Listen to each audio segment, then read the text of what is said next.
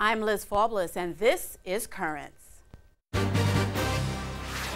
Can Catholics get on board the Democratic Party platform? A local representative provides some insight. Plus, Pope John Paul I separating the fact from the fiction. And their goal, ordination in 2013. Today we're here to ordain the transitional deacons who will be ordained, please God, in June as priests.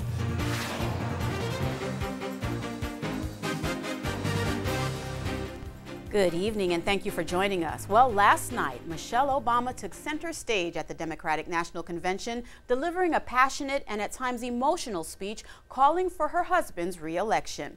The address was intended to reassure voters that President Barack Obama, a loving father and husband, shared the values of all voters. That's hard work, perseverance, and optimism. Tonight, former President Bill Clinton will be the headliner at the Democratic Convention. President Obama has asked Clinton to place his name in nomination, which makes him the first ex-president to have that honor. Well, as each candidate vies for the support of key demographics, it appears that the diverse political opinions and ethnicities of the so-called Catholic swing vote are the hardest to target. The latest Pew Research Center poll showed that the president's lead was slightly wider on social issues such as abortion rights and gay rights. Catholics gave him a 51% to 34% advantage there. Meantime, the Diocese of Charlotte, led by Bishop Peter Jugis, made its voice heard on the issues by posting 2 large banners outside the downtown parish closest to the site of the convention. One banner read, quote, "Preserve religious liberty and the soul of democracy," while the other proclaimed the church's message to protect the unborn, defend marriage, and safeguard religious liberty. Well, Bishop Jugis and Catholic voters across the nation have something else to consider ahead of the election. This week, the Democratic platform for 2012 restated that the party strongly and unequivocally supports Roe v. Wade, endorses legal recognition of same-sex marriage, and regards the promotion of gay rights as an American foreign policy priority. Well, earlier I spoke with Rafael Espinal Jr. He's a New York State Assemblyman in Brooklyn's 54th District and a Democrat. We discussed in detail the party's stance on key issues affecting Catholic voters. Rafael, as you know, the Democrats unveiled a party platform at their national convention, and it pretty much echoes President Barack Obama's call for higher taxes on wealthier Americans. It also continues to back same-sex marriage and abortion rights, strongly and unequivocally supports Roe versus Wade. Now, the stance is no big surprise, but do you think that the tone of the message was rather harsh for a party that really needs the Catholic vote right now? Yes, it is very harsh. I think that they're forgetting that the Catholic community does come out and vote on Election Day, and they have to remind themselves that the Catholic vote is a big block. So, hopefully from here on out, they start changing the tone when it comes to their agenda and start taking our faith into consideration. And Rafael, in the spirit of fairness, I want to make sure that we present a very balanced view of the platform, because it also goes on to state that, quote, "Abortion is an intensely personal decision between a woman, her family, her doctor, and her clergy, and there is no place for politicians or government to get in the way." Do you think this was in a way trying to soften the blow, or what is your opinion on that part of the statement? Well, there's truth to that. Everyone does have a right to do what they choose to do with their body or with their lives. So, I do agree they tried to soften what they said with that statement. Now, I also want to get into the same-sex marriage issue, which we know as Catholics is very important to us as well. There seems to be some ambiguity regarding the rights of churches that refuse to acknowledge same-sex marriage. Now, the platform says that religious entities can decide how to administer marriage as a religious sacrament without government interference. However, it doesn't really give an indication that they should remain free not to honor homosexual marriages. Now, that's a big distinction. Don't you agree? Yes, it is a big distinction. I think last year when we passed it in New York State to make it legal, we also had that same problem. But the governor did try to work it to give full right to the religious institutions to avoid same-sex marriage.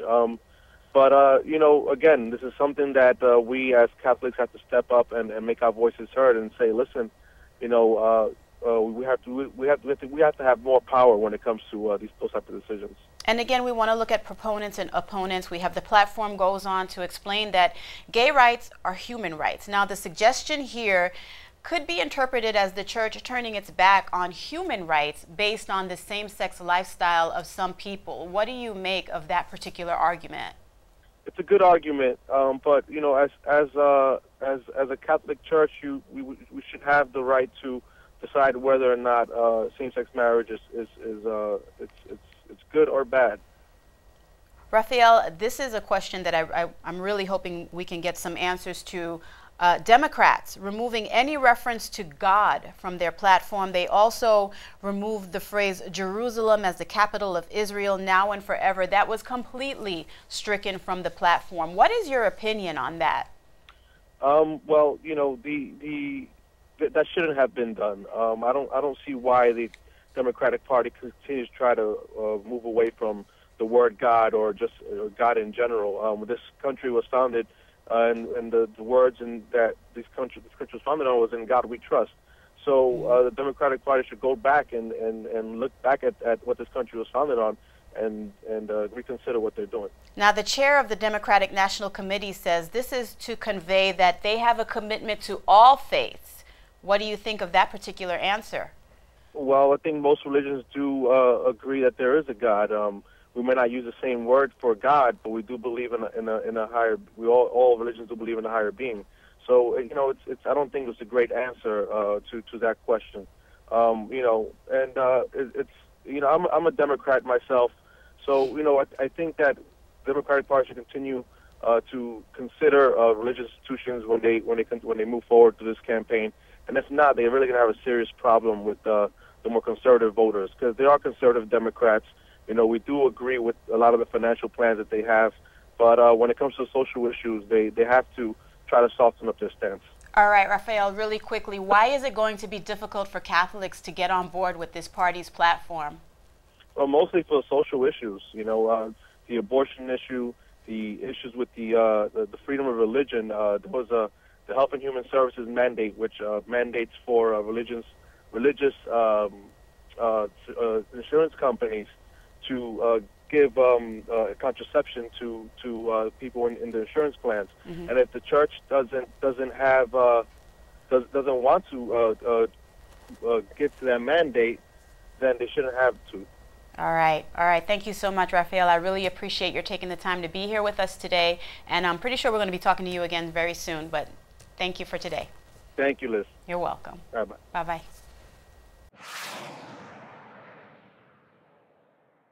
And I should mention that Charlotte's Cathedral, which is located right outside the convention area, is also hosting 80 hours of Eucharistic adoration during the convention. Now stay tuned, more currents after the break. The presidential race is not the only thing being decided this November. We'll hear what bishops in the state of Washington are speaking out on.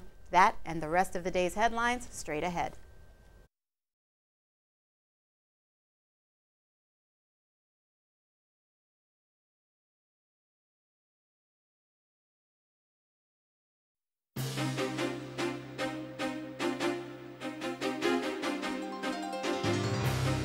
Welcome back to Currents. I'm Liz Faublas. As voters in Washington state decide whether to overturn same-sex marriage, the bishops there say it's a matter of religious freedom. In a statement, the bishops say that legally separating marriage from procreation would have a chilling effect on religious liberty and the right of conscience. They say once marriage has been redefined, schools can be charged with discrimination for teaching about the value of children being raised by their biological parents. Washington Governor Christine Gregoire, a Catholic, signed same-sex marriage into law earlier this year. Consolidation is coming in Wisconsin, where the Archdiocese of Milwaukee will close more than half of its parishes. In a plan issued by Milwaukee Archbishop Jerome Listecki, the number of parishes or parish clusters would drop to 100 from the 203 parishes currently in existence. The report cites a projected 40% drop in the number of priests, increased costs to operate parishes, and the value value of combing resources as reasons for the planned consolidation. Well, the head of Hezbollah says the party welcomes Pope Benedict's planned visit to Lebanon. Hezbollah's head told a television station that the party would participate in all phases of the Pope's visit. The Vatican says Pope Benedict's trip will proceed as scheduled, despite ongoing violence in neighboring Syria. NET will have extensive coverage of the trip beginning next Friday. Meanwhile, a church official in Beirut says many Western governments don't care about the fate of Christians in the Middle East. His Beatitude, Ignatius Ephraim Joseph III, tells aid to the church in need that for many governments the issue is merely one of economic interest. He says that the lack of equality before the law for Christians seriously threatens their survival in the region. Well, the man at the center of the so-called Vatican scandal says there were at least 20 other people involved. Paolo Gabriele, who had been Pope Benedict's butler, told an Italian television station that he worked with 20 others who, like him, wanted to contribute to transparency. Gabriele was arrested in May after police found private Vatican documents in his Vatican apartment. Well, as grammar school students here in the Diocese of Brooklyn head back to school Wednesday, Rome Reports has the story of a saint who contributed greatly to the field of education.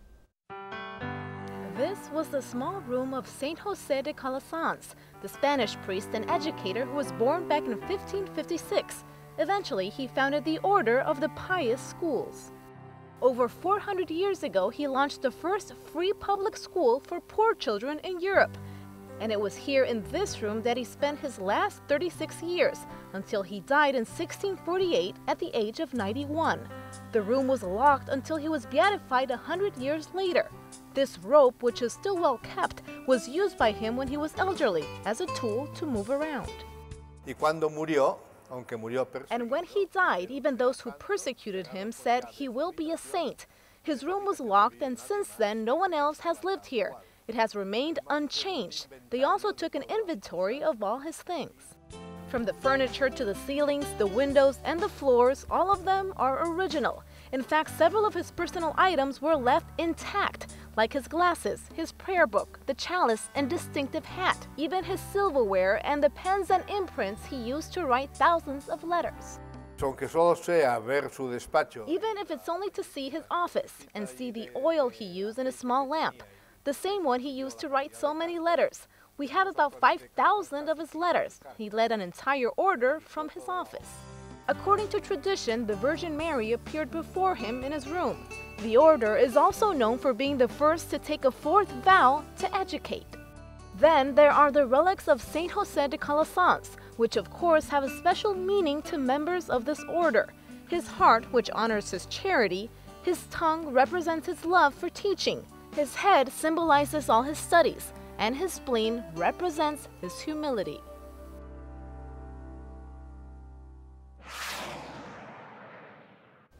And from South Carolina, one man is taking some extraordinary steps, all for his wife. Reporter Myra Ruiz has that story.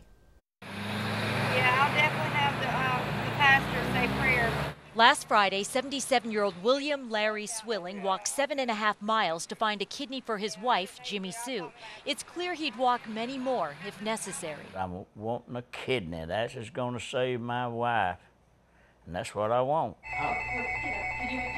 And passers-by, apparently moved by his efforts, have been calling him nonstop to inquire about helping. It's amazing. I just can't believe what's going on. The Swillings will celebrate 56 years of marriage in December. Neither Larry nor their 3 children have the right blood types to donate, but hopes are still high. I know Larry will do everything possible for me. Jimmy Sue was born with only 1 kidney, which has taken a turn for the worse over the past year. She's prepared to receive dialysis and is aware that it might be tough to find a match. I try not to think of it, but I can't help it. And send it back to the Kidney Foundation. But the calls from interested people keep on coming. A spokesman for one organ procurement group says there are some things potential donors need to know. The main thing is they need to fully understand it is truly an operation, and with any operations there are risks. Medicare, or the transplant recipient's insurance, will cover the cost of the surgery. However, there are other costs that are not, such as travel, lodging, daycare for children, out of time of work expenses. The Swillings have turned down offers of money. They say they just want a kidney and more time together. I love her more now than I believe when I married her, because we're not two, we're one. We need each other, and we've been together so long.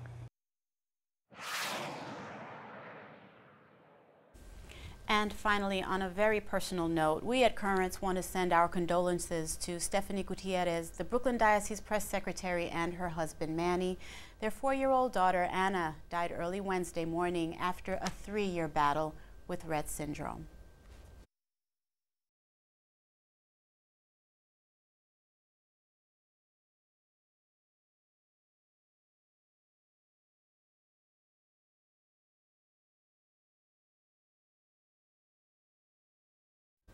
Welcome back. Well, he had one of the shortest pontificates of any pope, a fact that has led conspiracy theorists to come up with a number of stories regarding his death. Pope John Paul I was elected back in August of 1978, but died only 33 days later. But a conference that's being held in Queens next month to coincide with the 100th anniversary of his birth looks to rescue John Paul from the clutches of the conspiracy theorists. To learn more, I spoke earlier with Lori Piper of the Pope John Paul I Centenary Committee, who is organizing the conference. Lori, you've entitled the conference "The True Pope John Paul I," and I want to say that's a very important distinction, and it's not an arbitrary title because his life is shrouded in so much mystery and so much controversy, and as you mentioned while we were talking ahead of this, so much misinformation. Tell us about the true Pope John Paul I, the true Pope John Paul I. Well, you know, you've heard it said by some writers that he was this reformer who's going to push the church to accept birth control and other things. And you've also heard it said on the other hand that he's just a poor, simple country parson. You know, he couldn't have ever handled the papacy, and he died out of the stress. And I would say nothing like that is the case. You know, what the conclave in 1978 was the first post-conciliar conclave, you know, after the Vatican Council was ended. And so it was probably one of the most important conclaves the church had had for a while. Of course, the others were as well, but it was a defining moment of where the church would be going. So whoever the cardinals chose at that time, it was very important. And then some people had said they just chose him because the more important cardinals were blocked by some faction or some other reason. But I would say the reason that he was chosen as Pope because the cardinals really knew him so well. And there are other accounts as well that he was also a very humble man, but he was also very private. Could that have contributed to the mystery that surrounds his life and what people expected of him?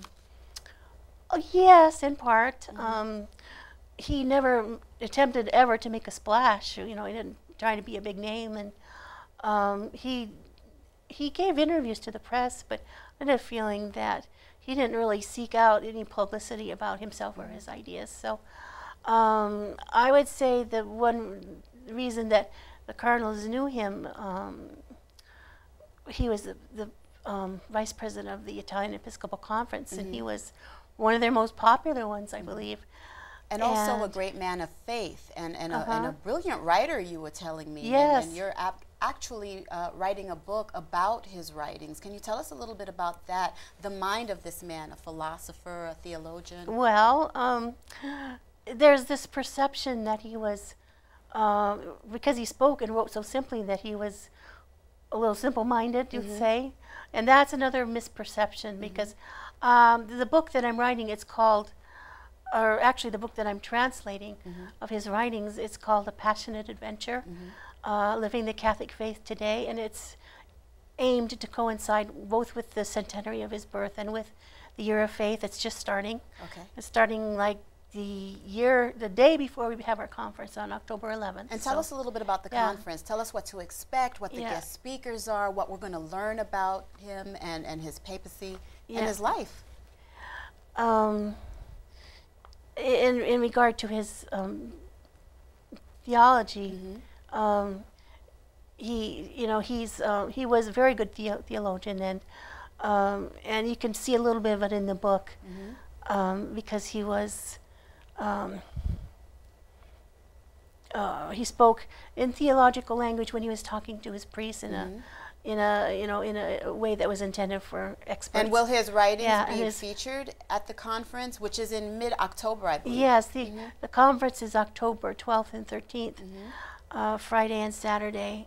And we will talk about all aspects of his life. And one of our guests is Stefania Falasca. She's an Italian journalist who actually wrote or helped write the Positio for his canonization process. And she talks a lot about how his simple language, the nature of it, and how it helped him to connect with people. And his canonization, how is that moving along in the time that we have left? We have a few seconds left. How is his canonization moving along? The Positio is going to be turned in October 17th at the Congregation for the Causes of Saints, right after she flies home from the conference. She's going to turn it in, and they will be able to start examining his virtues, so to see whether he could be declared venerable soon. All right. And then beatified. Thank you so much, Lori. I'm really interested in learning a lot more about John Paul I, and I'm really happy that you were here to just clarify and take away some of the mystery for us. Thank you for joining us. Thank you. Now be sure to visit our blog for information on the conference and how you can attend. Head over to currentsny.net and click on Riding the Wave. Stay tuned. There's more Currents ahead. When we return, 6 men move one step closer to the priesthood.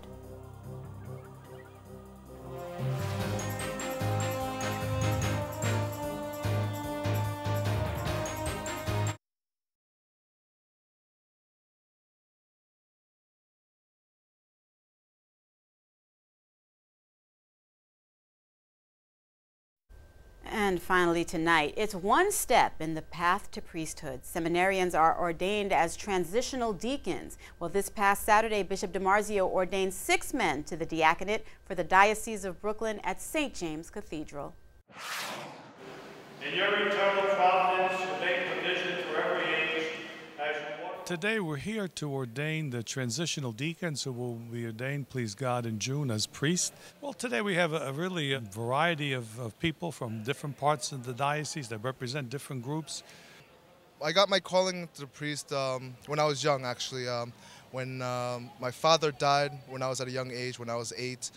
And then a year later, after he passed away, I became an altar server at my home parish. And then people kept saying to me, maybe you should think about priesthood. And I prayed one night in 8th grade. I said, God, if you really want me to become a priest, show me some kind of sign. And little did I know, he answers prayer very quickly, that the next day at Cathedral, members from Cathedral Prep Seminary in Elmhurst, for our Catholic High School Week, they came to visit my school and talk about the seminary. So ever since then, I felt like God was calling me. God, planted a seed in me ever since, in the beginning, that he wanted me to be a priest. When I was 6 or 7, I was in Mass, and I used to look up at the priest, and I was always I was amazed. You look around the church, and you see everybody who's all looking up at the priest, all praying very fervently. And as I've grown up and as I've come to understand my faith more and more, I felt deeper and deeper the calling that this is what I want to do with my life as well, that I want to represent the same truth that all of these people are praying to and have given their lives for.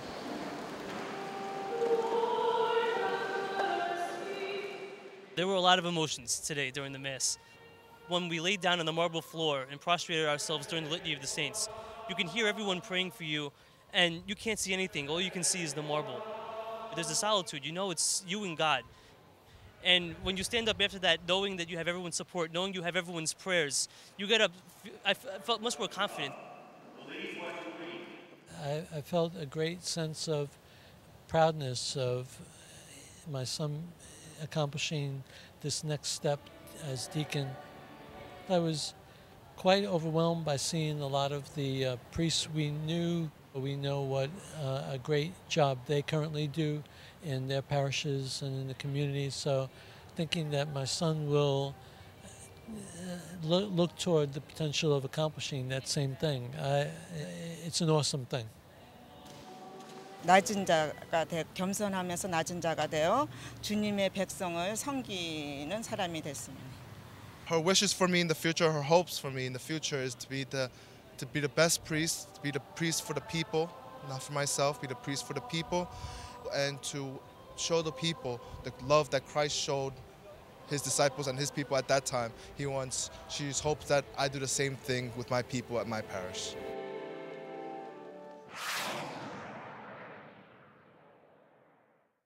And that is all for tonight. Be sure to join us again tomorrow when we will have more on the Democratic National Convention. And our School of the Week series returns for an all-new academic year. Until then, be sure to visit us online at currentsny.net. You can also connect with us on Facebook and follow us on Twitter. For all of us here at Currents, I'm Liz Faubles. We leave you tonight with more from Saturday's Diaconate Ordination. Thank you for watching and have a good night.